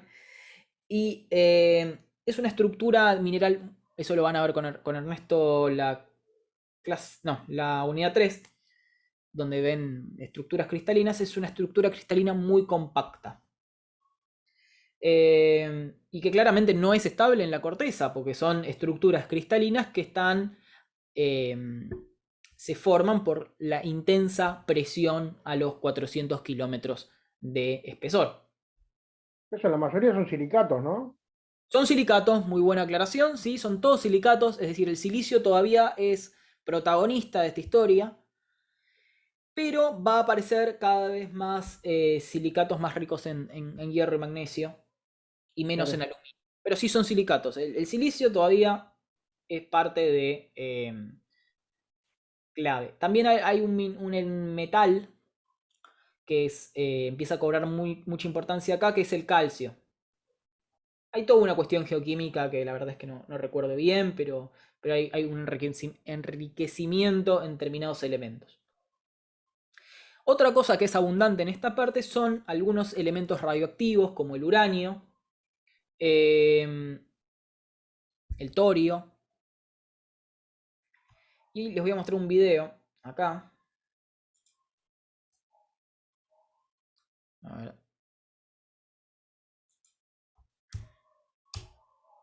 Pero... Profe, ¿puedo hacer una pregunta? ¿Hola? Sí, pues. Entonces, no solamente por el calor no se puede ingresar al interior de la Tierra, sino por lo tóxico. A ver. La radioactividad, si bien es intensa, la verdad que no creo que sea la reactividad de una central nuclear. Lo que sí se sabe es que hay una cantidad de elementos radioactivos que también están presentes en la corteza. Hay uranio en las rocas de la corteza. De hecho, es muy importante para saber su edad. Lo vamos a ver en la clase que viene. Las rocas tienen una radioactividad natural. Eso no significa que en realidad uno, si está cerca de una roca, vaya a recibir una radiación letal, ionizante. Pero sí es cierto que hay radiación natural de las rocas. Y que es mayor en el manto. No creo que sea un factor determinante para de peligrosidad. En realidad es imposible llegar al manto por lo que vimos. La temperatura y la presión lo hace una cuestión más bien imposible a nivel físico. Sí, sí. Igualmente, el manto superior, yo creo que en algún momento alguien va a recibir los suficientes fondos y va a llegar a los 10 kilómetros de profundidad en el mar y ahí vamos a poder decir, uy, llegamos al manto con una perforación. Eso seguramente se puede hacer. Pero una cosa son 10 kilómetros en el mar y otra cosa son 410 kilómetros. Hay como 40 veces más problemas. Les quería mostrar esto. Profe, perdón, quiero interrumpir. ¿Le puedo pedir un favor? Se me tildó la compu y no veo un pomo. Ahí volví a pedirle autorización. Así puedo ver. Sí, es posible, porque si no, desde el celu no veo. No entendí en qué te puedo ayudar. Me salí del Zoom en la compu. Estoy en el celu y en la compu, porque si no, no veo. Pero la compu se tildó y si me podés dar de nuevo el ok para entrar. Ah, pero no hay sala de espera, creo. A ver. Debería. No, entrás directamente. Claro. Ay. Bueno, ahí pruebo, gracias y disculpe la interrupción. No, no hay problema. Fíjense, este video es, creo que es uranio enriquecido en este caso, o sea, es un tratamiento que se le hace al uranio para aumentar su... Lo que se ve acá en realidad es el decaimiento isotópico del uranio, que el uranio es radioactivo y emite constantemente partículas. Y esto se llama cloud chamber, que básicamente la traducción sería cámara nube. Pero básicamente se puede ver el recorrido de estas partículas que si no estuviese esta cámara en realidad serían invisibles y son las partículas justamente que, bueno, impactan en las cadenas de ADN y producen cáncer. Pero algunas de estas emisiones radioactivas en realidad no son nocivas o son menos nocivas e igualmente liberan bastante energía térmica, ¿no? Ahora bien, esta energía térmica, como lo dice el nombre, es temperatura, se va a traducir en un aumento de temperatura y es básicamente una de las fuentes de calor de la Tierra. Y esto es importante porque hasta ahora vimos que la temperatura aumentaba, pero no sabíamos bien por qué. Una de las razones por las cuales aumenta es la enorme cantidad de energía radioactiva que hay en las rocas. Y seguimos en realidad estamos en la mesósfera ya, y el material se sigue comportando de forma plástica y la conducción del calor es por convección. Ahora vamos a ver qué significa esto. A ver si tengo... Acá está. Ahora volvemos a esta diapositiva, estaba más adelante. La convección es cuando ustedes calientan agua en una olla y le tiran los fideos y van a ver cómo los fideos se mueven de arriba para abajo. Esto es porque el calor va hacia arriba, luego este material se enfría, baja, luego vuelve a ascender y se van formando conexiones, celdas de convección. Es decir, que acá hay un desplazamiento del material de arriba hacia abajo. Estos son celdas de convección simple, es un modelo idealizado cuando uno tiene una fuente de calor más o menos pareja. En el manto, o en la mesósfera, si hablamos del modelo dinámico, pero hablemos del modelo estático, en el manto también hay celdas convectivas. Entonces el material se mueve de abajo hacia arriba y de arriba hacia abajo. O sea, hay un movimiento del manto. Ahora vamos a volver a ese dibujo. Ahora quiero comentarles sobre el núcleo. Llegamos al núcleo. Bueno, está bien, no pasa nada. Yo no vuelvo a tomar más asistencia, así que no se preocupen por eso. Los que tienen mala conexión, no puedo hacer mucho, pero sepan que la clase se está grabando y se va a subir mañana, así que si quieren lo pueden continuar después. Bien, entonces, llegamos al núcleo terrestre. Y como habíamos visto al principio de la clase, el núcleo terrestre tenía una parte líquida, que es la exterior. Entonces, bien, a partir de ahora, en realidad, ya no vamos a tener que seguir perforando en roca. estaríamos nadando en un material fundido.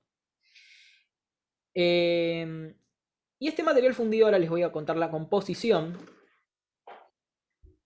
Ahora, está compuesto de hierro y níquel en realidad. Esto es una inferencia, no estamos tan seguros que sea así. Ahí nos centramos más en el campo de las hipótesis. Hay un consenso importante de que este material es hierro y níquel. Ahora les voy a mencionar en qué nos basamos. Pero ya pasamos de los silicatos, que era todo lo que teníamos en el manto, en la corteza, y empezamos a simplemente tener hierro y níquel fundido. Probablemente haya otros elementos en menor cantidad. Bien, entonces, también hay la transferencia de calor es por convección, hay celdas de convección. Y pasa algo con esto. Este material que se está moviendo, a ver si se pueden dar cuenta qué es lo que puede pasar. Los que tengan un poco más de conocimientos de física y química, quizás la saquen esta más rápido. Pero nosotros tenemos hierro y níquel, que son metales, son partículas cargadas, en movimiento. Cuando hay partículas cargadas en movimiento, se produce algo, es una corriente. Genera un campo magnético.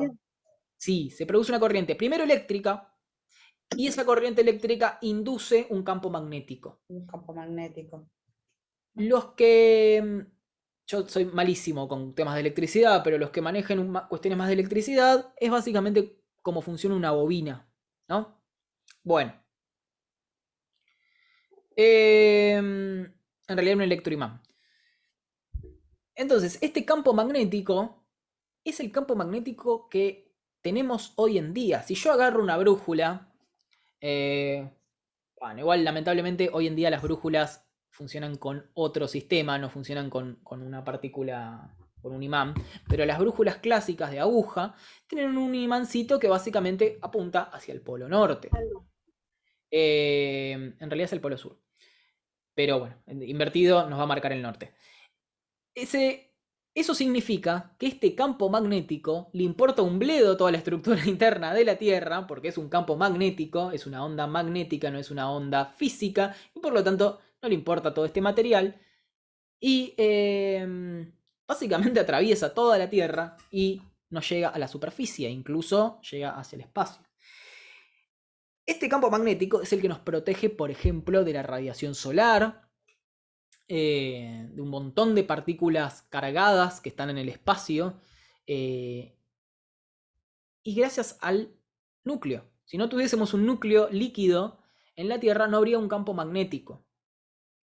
Esto es lo que les pasó a muchos planetas, como por ejemplo Marte, que en algún momento probablemente hayan tenido un campo magnético porque su núcleo interno, como el de la Tierra, era líquido, hasta que se enfrió. Recuerden que Marte es más pequeño que la Tierra. Probablemente el menor tamaño de Marte haya sido un factor fundamental en el desenlace de Marte como planeta. Si hubiese habido un campo magnético, probablemente Marte tenga menos problemas de hábitat, ¿no? Uno de los problemas que tenemos para habitar Marte, más allá del costo de ir hasta otro planeta, ¿no? Que igualmente se hace con robots, pero ¿por qué no se hace tanto con personas? O mejor dicho, ¿por qué no se hizo? Bueno, una de las razones es que no se sabe si podría haber una caminata marciana, ¿no? Una caminata lunar se puede hacer, pero una caminata marciana, uno de los problemas que van a tener los astronautas es la intensa radiación solar. No tanto el frío, porque en realidad en algunas regiones de Marte hace frío parecido a la Antártida, entonces no es tanto una cuestión de temperatura, pero sí una cuestión de radiación. Bueno, todo esto para decir de que Marte no tiene núcleo externo, perdón. O sí lo tiene, pero bueno, está sólido. Ahora, como les decía, si nosotros llegamos más o menos a los 5000 kilómetros, vamos a ver que en realidad nos vamos a encontrar con una especie de planeta interno dentro de nuestro planeta, por así decirlo, que en realidad es el núcleo interno. ¿Qué pasa con este hierro y níquel? A determinada presión no puede mantenerse líquido.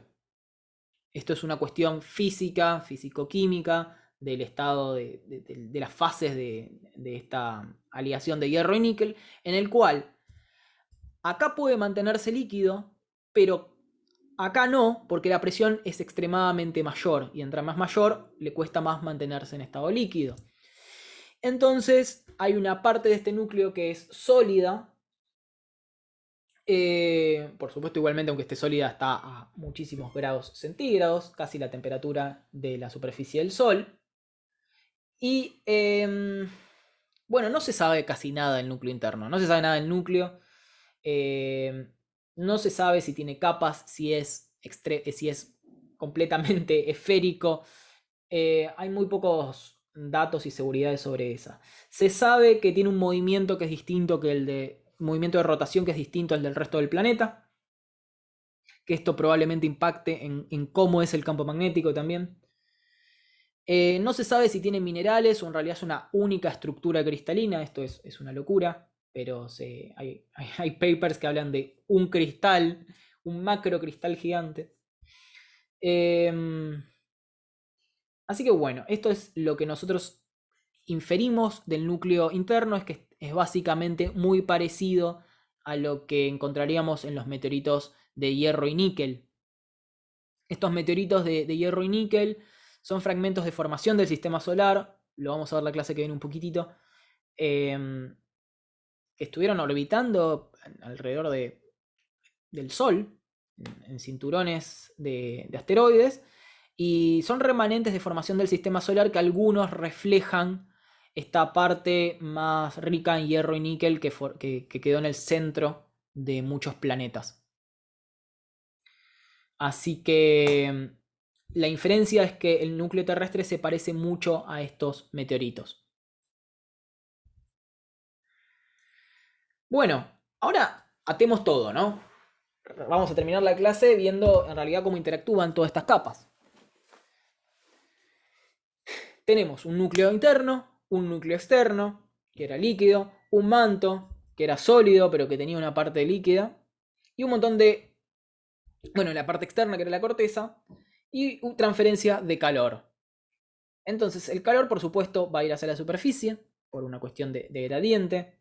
Recordemos que el espacio está frío, así que el planeta se tiende a enfriar, naturalmente, pero este calor se conduce de diferentes formas, dependiendo de dónde estemos.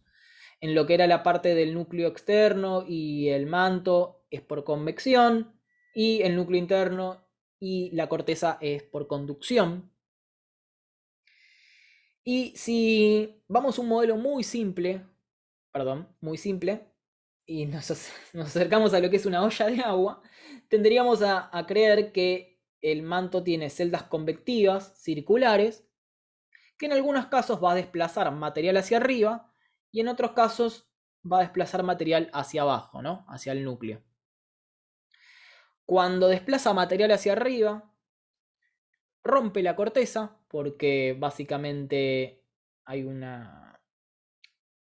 desplazamiento de material, la astenósfera se mete sobre la corteza, se rompe, se parte, se forma una dorsal oceánica, y la corteza se mueve siguiendo las celdas convectivas, como si fuese una especie de cinta transportadora, como si fuese un rodillo. Y donde hay corrientes convectivas hacia el centro de la Tierra, la corteza se mete en algo que se llama subducción. Muy simple. ¿Se entendió eso? Sí, profe. Bueno, malísimo, porque en realidad todo esto está mal. Esto es un modelo tan simplificado que en realidad no es así. Pero sirve un poco para entender cómo es lo ideal. ¿Ok? Es como cuando uno dibuja un autito que hace un sombrerito y dos círculos, pero en realidad un auto es muy complejo. Bueno, este es el dibujito. Vamos a ver que en realidad esto es muy complejo por una razón bastante simple. Estas celdas convectivas no son rodillos, no son únicas. En realidad hay un montón de microceldas convectivas que se van a mover de maneras muy distintas en el manto. Esa es una de las razones por las cuales esto ya es mucho más difícil. Pero además, otra de las razones es que se descubrió y esto es relativamente nuevo. Tiene una decena de unas décadas ya este conocimiento, pero por alguna razón todavía se sigue diciendo que el manto mueve las placas tectónicas. Esto lo van a encontrar en casi todos lados. O sea, no libros. Es más, no sé si el Tarbook no está mal en ese sentido. Creería que no, pero tendría que leerlo. Pero en muchos libros y en mucho material simplificado, libros de colegio digo, ¿no? Dice, el manto, las celdas convectivas del manto desplazan a las placas tectónicas. Y ahora les voy a dar un ejemplo de mal googleo. Lo voy a googlear así como lo escribí.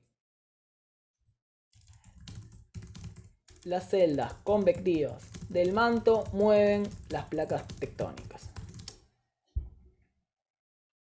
A ver, las rocas se mueven en un patrón conocido como una célula de convección que se forma cuando un material emerge. Bueno, ¿cómo se mueven las placas? Esto está mal. Y esto lo van a encontrar en un montón de material educativo. Mirá, la convección del manto hace que las placas, esto es Wikipedia, las placas tectónicas se muevan alrededor de la superficie de la Tierra. Esta era la creencia que se tenía hace no mucho tiempo. Hoy en día los modelos nos dicen que las placas tectónicas en realidad no se mueven por las celdas convectivas, que las placas tectónicas pueden estar ayudadas por este movimiento. Es más, quizás el movimiento de las células convectivas esté influido por el movimiento de las placas tectónicas, pero en realidad las placas tectónicas se mueven por cuestiones de densidad. ¿Qué significa esto? Que en algunos casos las placas tectónicas se vuelven más densas. ¿Se acuerdan cuando les mencioné que el modelo dinámico, la astenósfera y la litósfera dependía de la temperatura? Y por lo tanto que cuando se enfría la litósfera se vuelve más gruesa, porque baja básicamente el límite de temperatura. Bueno, eso pasa con las placas tectónicas. Se enfrían en determinado momento, particularmente cuando se vuelven viejas. Y se expanden. Más que expandirse, en realidad lo que pasa es que se desplaza el límite de la litósfera. Se vuelven más gruesas. Sí. No sé, ¿cómo cuando se vuelven más viejas? ¿No son siempre las mismas? No. A ver si vamos a este dibujo. Es buena pregunta.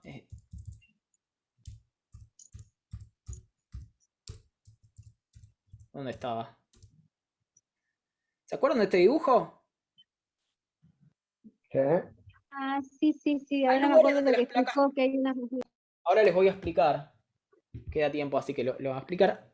Hay lugares donde las placas tectónicas se están creando. La corteza, en realidad, no las placas tectónicas. Las placas tectónicas sí son las mismas. Tenés razón. La corteza... Y disculpen si antes dije las placas tectónicas. La corteza en algunos lugares se crea y en otros lugares envejece y hasta se destruye. Entonces, cuando la corteza se empieza a volver vieja, se vuelve más fría, se enfría, baja el límite de la astenósfera. Cuando digo baja es literalmente se va hacia abajo, ¿no? Este límite que estaba en...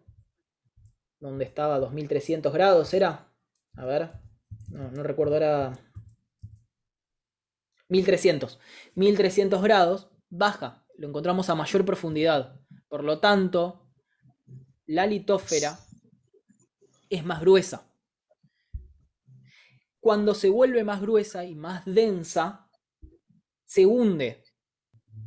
Y cuando se hunde, se empieza a crear un círculo vicioso, porque hay una transformación de los minerales que hace que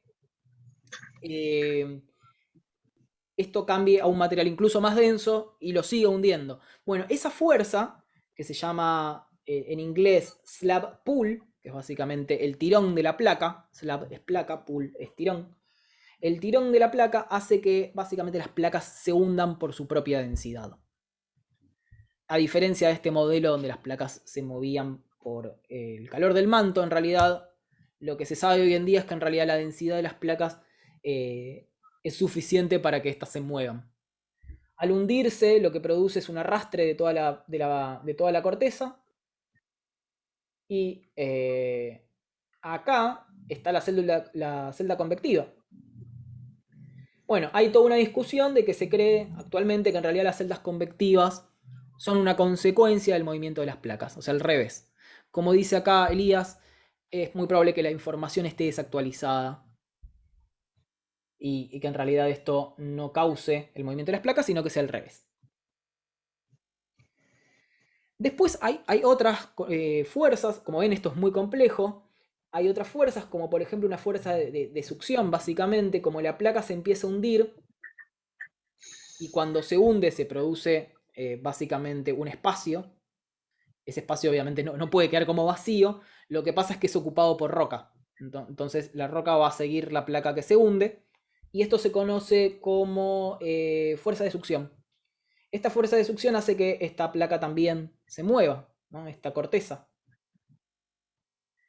se mueva en dirección opuesta. Como ven, es súper complejo el movimiento de las placas tectónicas. No es fácil. Esto se está estudiando hasta el día de hoy. Pero vamos a volver a lo simplificado y vamos a ver básicamente qué pasa. Vemos que en algunos casos las placas colisionan y cuando colisionan se habla de límites convergentes. Acá está desagregado en varias categorías. Y cuando las placas se separan, estamos hablando de un límite divergente. Divergen. Sí. Al mismo tiempo hay una división entre dónde pasa esto. ¿Esto pasa en los continentes o pasa en los mares? Y bueno, puede pasar en cualquier lado. Cuando es oceánico, se habla de dorsales oceánicas, que ahora les voy a mostrar unas fotos. Y cuando es en los continentes se habla de rift continental. Los límites convergentes a su vez también pueden ser en los océanos. O puede ser, puede ser entre una placa oceánica y una continental. Puede ser entre dos oceánicas. O puede ser entre dos continentales. Y después tenemos otros márgenes de placas tectónicas que ahora se los voy a mencionar, pero básicamente no tiene que ver con límites de placas, sino que son límites de corteza en realidad. Ahí se los menciono. Vamos a ver uno por uno. Divergente, cuando es divergente la placa, ¿qué era lo que pasaba? Exactamente esto que vemos acá. Una se mueve hacia un lado y la otra hacia el otro. Se van en caminos opuestos. Vamos a ver qué pasa cuando esto pasa en un continente. Profe, Sí. quería preguntarle si esta parte, hay una cosa que leí acá que no sé si es correcto o no. Las placas tectónicas se pueden desplazar porque la litósfera tiene una menor densidad que la xenósfera, que es la capa que se encuentra inmediatamente inferior a la corteza. Sí. Bueno, esa información está en la Wikipedia. No, está bien eso, ¿eh? A ver, la litósfera es menos densa, pero en algún momento se empieza, al enfriarse, su densidad aumenta y eso hace de que se vuelva más densa y se vaya hacia abajo. En promedio sí, es menos densa, pero va a depender de la temperatura. Entonces, cuando se enfrían las placas se vuelven más viejas, eso hace de que se vuelvan más densas y eso hace que se hundan. En ese caso está bien. Bueno, lo que es límites divergentes, cuando nosotros rompemos la corteza continental, se empieza a formar esto que se llaman rift. Este valle de rift, y digo valle porque se va a encauzar probablemente varios ríos, va a estar también asociado al volcanismo. Como ven, acá dice ascenso de magma, es porque la astenósfera que está por debajo va a subir, va a hacer que se produzca una descompresión del material. Esto se produce una descompresión que hace que se funda, que baje el punto de fusión de la roca y se produce volcanismo. Esto lo vamos a ver en otra clase, así que se los menciono muy rápido. Pero básicamente es lo que pasa cuando rompemos una corteza continental. Y así se rompen los continentes, con valles de rift. Si progresamos esto, pasaríamos a una dorsal oceánica, es decir, en el medio se va a producir, no corteza continental, porque la corteza continental la estamos rompiendo, lo que se va a generar acá con ese volcanismo, con esto que vemos acá, es una nueva corteza que es oceánica en realidad. Es más delgada, no va a ser tan gruesa como esta, va a ser finita. Acá tengo fotos del Valle del Rift de África. ¿Qué está pasando en el Valle del Rift de África? Bueno, tenemos una parte arriba, que esto es lo que se llama Triángulo de Afar, donde tenemos ya corteza oceánica, donde ahora no recuerdo cómo se llaman estos ríos, pero tenemos corteza oceánica ya. Acá ya es mar. Hacia abajo, hacia el sur, todavía no hay una formación de corteza oceánica, sino que en realidad es la corteza continental que se está rompiendo y está siendo inundada por ríos y lagos. En este caso la corteza es muy finita. Y además, como lo dice la canción de Toto, bueno, va a haber muchos volcanes. Nombra el Serengeti, ahí no me acuerdo qué otro más. Y el Kilimanjaro, que van a estar asociados a este volcanismo. Como les mencionaba, si seguimos rompiendo África, lo que vamos a formar es una dorsal oceánica, que de hecho en este caso hay una dorsal oceánica en el medio de estas dos. Es una dorsal oceánica que creo que ya está inactiva, estas dos. Y la dorsal oceánica, como lo dice el nombre, es oceánica. Ya vamos a tener el ingreso de aguas marinas. Vamos a tener puramente corteza oceánica, ya no vamos a estar en corteza continental. Por lo tanto, el espesor es mucho más delgado que el de un rift. Vamos a estar entre 5 y 10 kilómetros. Y el volcanismo es mucho más intenso, de hecho es constante. Y básicamente lo que se va a formar en una dorsal oceánica es una cadena de volcanes submarinos.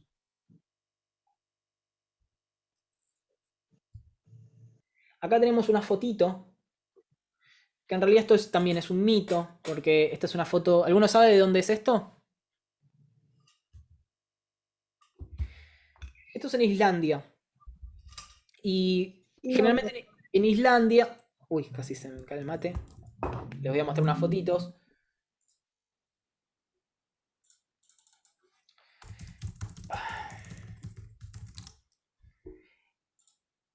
Islandia hace como un cierto marketing de encontrarse en medio de dos placas tectónicas, ¿no? Está entre medio de la placa asiática, o euroasiática, y la placa norteamericana. En el medio pasa una dorsal oceánica, y Islandia no es nada más que la dorsal oceánica elevada. Entonces, ellos hacen una pequeña mentira turística.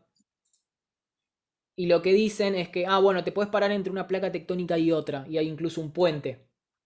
Y esto no es tan así, porque en realidad los límites de las placas son zonas. No tenés un lugar donde si esta es una placa y esta es otra. Pero bueno, esto lo van a encontrar en muchos lados como, exactamente como dice acá, un puente entre continentes, un límite entre placas tectónicas. Es cierto, si uno va de acá a acá, va a pasar de placa a placa, pero no es algo tan lineal como decir, me paro entre dos placas tectónicas. Pero bueno, este señor está en una fractura.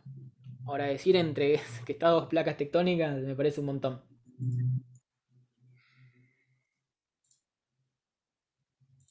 Vamos a seguir. Bueno, sí, el único lugar donde está en superficie es en Islandia, pero... Uy, de vuelta me quedé con ganas de mostrarles algo. Si ustedes ven... Profe, una consulta. La famosa esa falla de San Andreas, ¿qué sería? ¿Algo parecido a eso o no?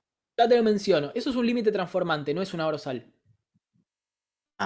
Si ustedes ven un mapa topográfico del mar, acá podríamos ver uno. Uy, no, este no, me gusta. Quiero alguno, bueno, esto. Si uno ve un mapa topográfico va a ver que en realidad las dorsales oceánicas es una cadena de, no de montañas, de volcanes submarinos. Que por supuesto tienen su relieve, por lo tanto parece una cadena montañosa. Pero en realidad son volcanes, es una cadena de volcanes. Una preguntita, ¿las dorsales son las que delimitan las placas? Sí, delimitan, bueno, hay varios límites. como vimos, había algunos que eran convergentes. Los límites divergentes pueden ser rift o dorsales oceánicas.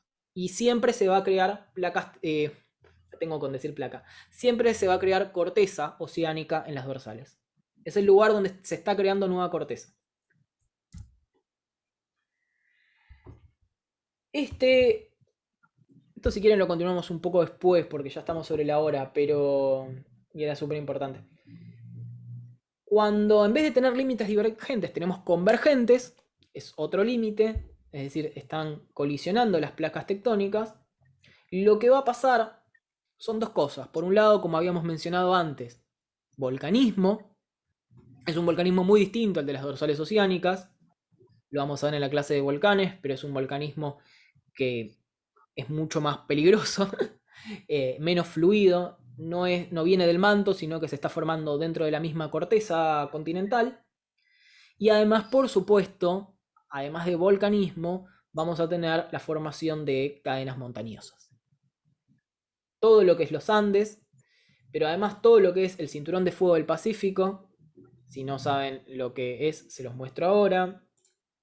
El cinturón de fuego del Pacífico es básicamente la región con mayor volcanes de la Tierra y es donde tenemos todas zonas de subducción de la corteza oceánica, en algunos casos sobre corteza continental, como es Sudamérica, pero en otros lados sobre corteza oceánica, como es el sureste asiático. Entonces, bien, tenemos varios tipos de límites de convergentes de subducción, como tenemos en Argentina y Chile, es corteza oceánica, que está en el lado del Pacífico, con corteza continental, que es donde está Chile y Argentina. Pero también, como les mencionaba, lo podemos tener entre cortezas marinas. Ahora bien, ¿qué pasa si en vez de tener una corteza oceánica tenemos dos continentales? Porque puede pasar que de este lado haya un continente, ¿no? Lo voy a dibujar acá. Lo voy a dibujar con mi super lapicera. ¿No? Acá podría haber un continente. ¿Qué pasa cuando este continente llega hasta acá? Es malísimo mi dibujo. Bueno, lo que va a pasar es que van a chocar. Uy, ahora como borro esto.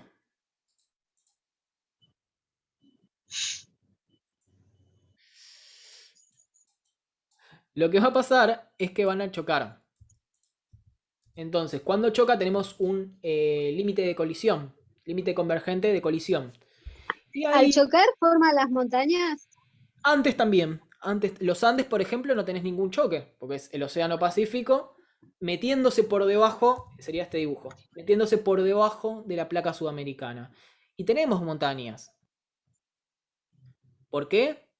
Misterio, después se los voy a contar. Básicamente tenemos montañas porque hay esfuerzos compresivos que hacen que las rocas se deformen y suban hacia arriba. Explicación muy simplista, pero básicamente es por eso. Ahora, cuando tenemos choques de dos placas continentales, también vamos a tener formación de montañas e incluso hasta más altas, como serían los Alpes. Este es el caso de los Alpes y los Himalayas. Los Himalayas, como saben, están el Monte Everest, que es la montaña más alta del mundo.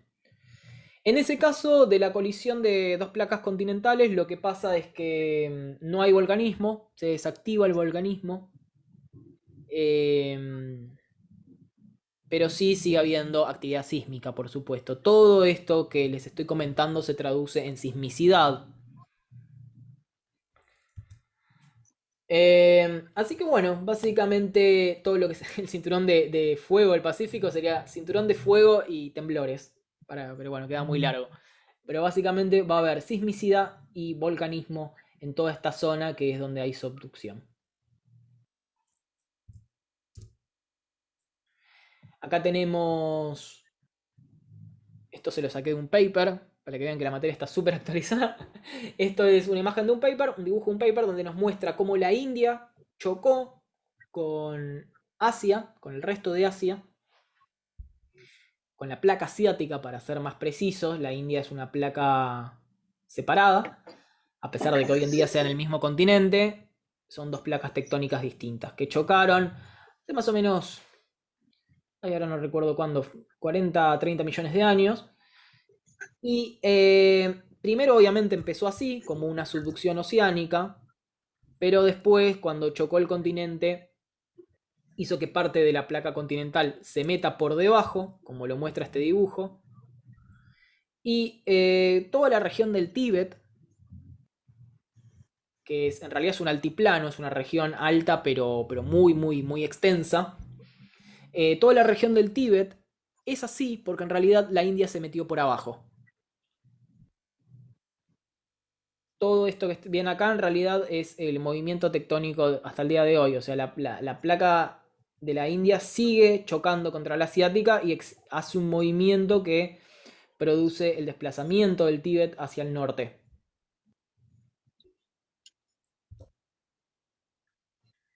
Bueno, No y sigue esto... subduciendo, empuja. Sí, ya no hay subducción, pero sí hay colisión. Y esa colisión continúa porque, bueno, más al sur hay una dorsal oceánica que hace que la placa de la India se siga moviendo hacia el norte.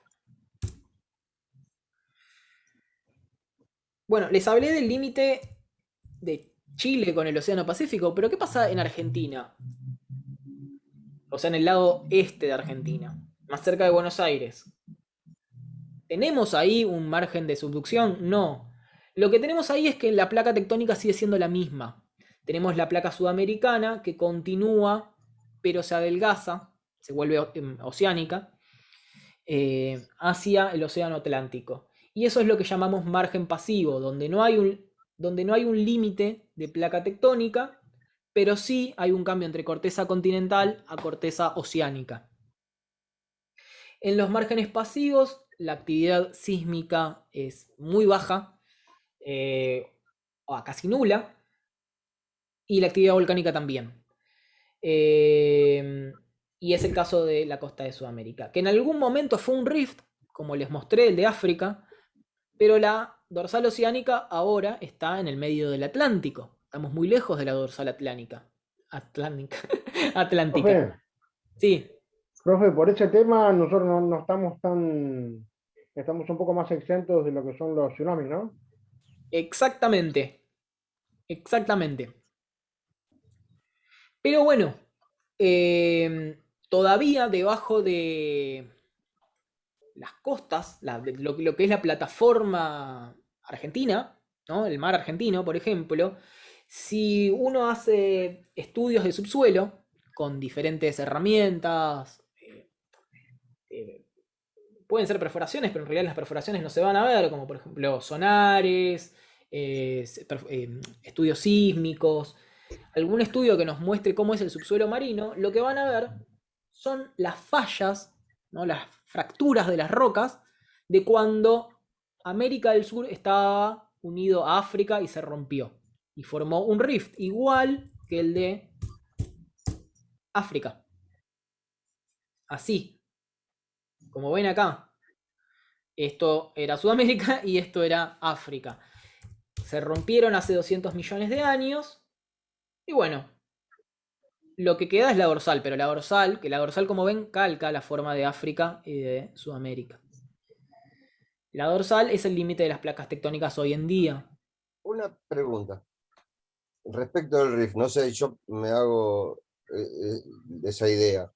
¿Puede ser que haya una deposición continua de materiales en el rift, pero como la presión es tan alta, no permite que se cierre y eso vaya empujando y empujando y siguiendo con la deposición de materiales en el rift? ¿En un rift? No sé si me entiende. No sé si te seguí tanto. Puede ser que... ¿Cómo sería eso? ¿Cómo que se cierra? En realidad hay una fuerza que le hace que se abra esto. Claro, por eso. Vamos a suponer como que hay un volcán, ¿sí? Una serie de volcanes. Se produce la falla. La lava fluye por esos volcanes o por esa falla. Pero como no se llega a enfriar y cerrar, se sigue deponiendo material y eso hace que se vaya abriendo cada vez más. O sea, que vaya empujando. Sí, tenés algo ahí. Tenés algo ahí. A ver. Ya vamos a terminar la clase, así que no me quiero extender mucho, pero tenés algo ahí en el sentido de que no es exactamente como vos decís, es un proceso más macro, pero sí es cierto que lo que va a pasar es que se adelgaza la corteza. Un poco por la acción volcánica va a producir que pase esto en realidad. En realidad al revés. El adelgazamiento de la corteza hace que haya actividad volcánica. Y este adelgazamiento de la corteza, como bien vos decís, hace que en realidad esto sea inevitable y que eventualmente eso se termine de romper. O sea, que en algún momento hay un punto de no retorno. Pero hasta ahí, en algunos casos los rifts se abortan y quedan básicamente regiones de la corteza más adelgazadas y no siguen progresando. Así que bueno, nada, depende del caso. Hay muchos casos de, esto me estoy metiendo en un terreno más avanzado, de rift en América del Sur que no progresaron. Y muchos de esos rift en realidad coinciden con algunos cursos de los ríos actuales, como el río Colorado o el río Salado. Son regiones donde la corteza se fracturó un poquito, pero no tanto, y no se formó un rift. O apuntaba a formarse un rift, pero no llegó.